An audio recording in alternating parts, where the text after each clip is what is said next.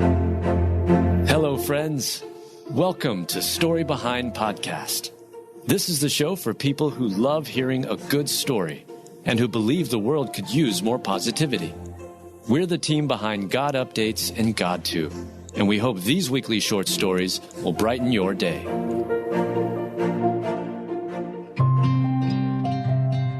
Matthew Perry's first prayer ever was for fame. Then 10 years later, he begged God to save him. Written by Mel Johnson. Read by Alyssa Forsberg. Actor Matthew Perry from Friends thought his fame was an answered prayer until finding himself in a very dark place. Most people remember actor Matthew Perry from Friends, a popular TV show running from 1994 to 2004. In it, Matthew played the role of the likable and quick-witted character Chandler Bing. To Matthew, the fame stemming from Friends initially seemed like an answered prayer. His Hollywood dreams had come true, and the actor assumed his life would only get better from here on out. But Matthew Perry soon discovered true happiness had absolutely nothing to do with fame or fortune. Actor Matthew Perry was 24 years old the very first time he ever prayed to God. At the time, Matthew shared a very worldly view of happiness. In his opinion, fame was the answer to all his problems.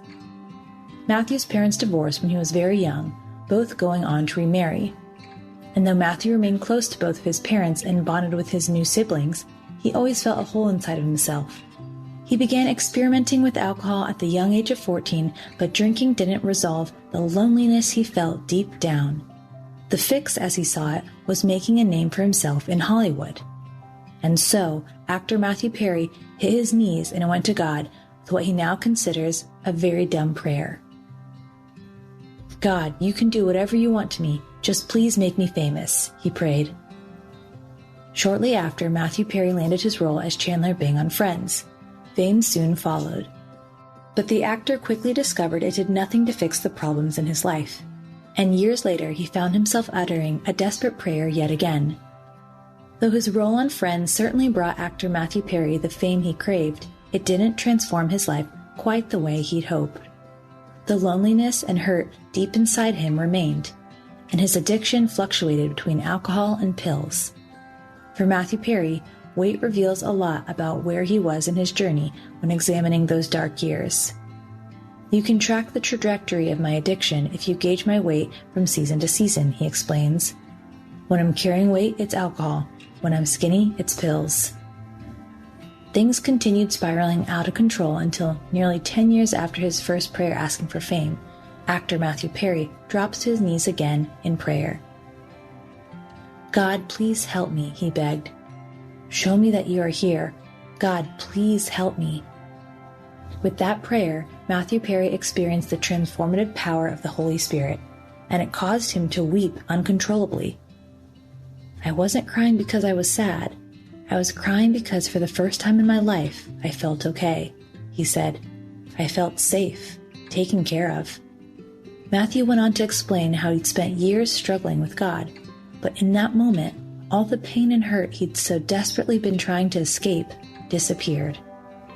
"I had been in the presence of God, I was certain of it," he said, "and this time I had prayed for the right thing, help."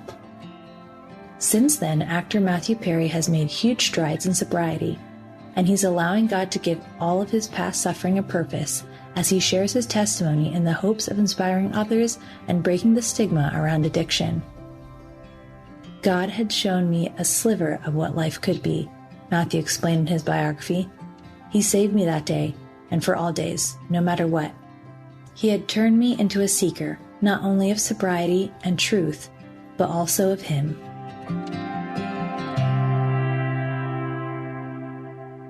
On Florida's Space Coast, we think you can have the best of both worlds. Kind of like right now. Driving, at your desk, maybe at the gym, but you're also grooving to some music. Visit us and you'll go to the beach and see a rocket launch, or go kayaking and manatee spotting. It's all waiting for you on the only beach that doubles as a launch pad. Plan your adventure today at visitspacecoast.com.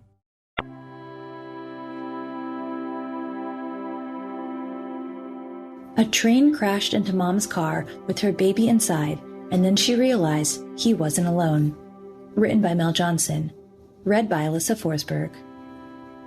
Mikayla Davis couldn't get her 3-year-old son out of his car seat in time. She looked on in agony as a train plowed into the car where he sat. But this real news story of a boy trapped in the car during a train crash just goes to show God is still at work today. It started out as just a normal day. Mikayla Davis was driving with her sister Jenna in the passenger seat and her 3-year-old son Camden in his car seat in the back. As she pulled onto some train tracks, things took a terrifying turn. As Mikayla pulled onto the tracks, she says the railroad gates seemed to malfunction. The one in front of her vehicle came down, blocking them as a train headed their way. Jenna screamed at her sister to back up, but it was too late. The back gate came down, trapping the vehicle on the tracks. With no way to get the car off the train tracks, Mikayla and Jenna knew they had to evacuate the vehicle. They jumped out, scrambling to the back to try and unstrap Camden from his car seat as the train barreled towards them. "We don't care if we die at this point, just him. We want him to be okay," Mikayla said. Mikayla tripped, falling on her face. Jenna ripped open the back door, but there simply wasn't enough time. With the door hanging open, the train plowed into the car with Camden still inside. "I blacked out," Mikayla recalled. "You really do black out. All I remember is trying to get him out, and when the train took the car, I blacked out. I blacked out completely. I'm thinking my son is dead." Mikayla sat there fearing the worst.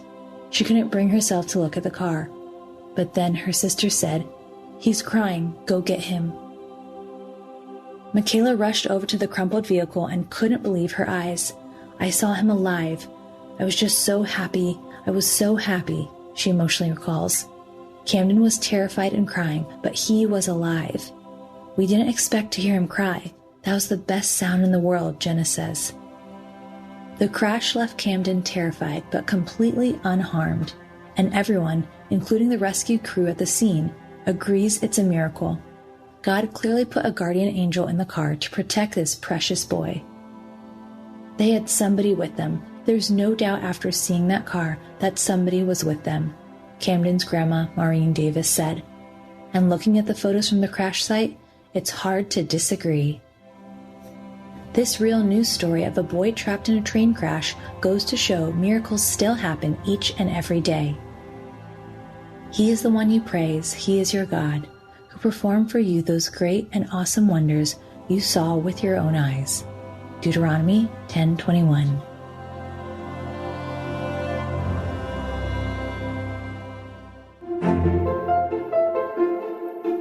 Thank you so much for listening to Story Behind Podcast. We're really glad you joined us for this week's story. To see photos and videos that may have been referenced in this episode, check out the links in the show notes. And if you enjoyed what you heard today, subscribe to our podcast, and please tell a friend about us. We'd also love it if you'd rate us and leave us a review. It really does help more people find us. Story Behind is a Salem Web Network production.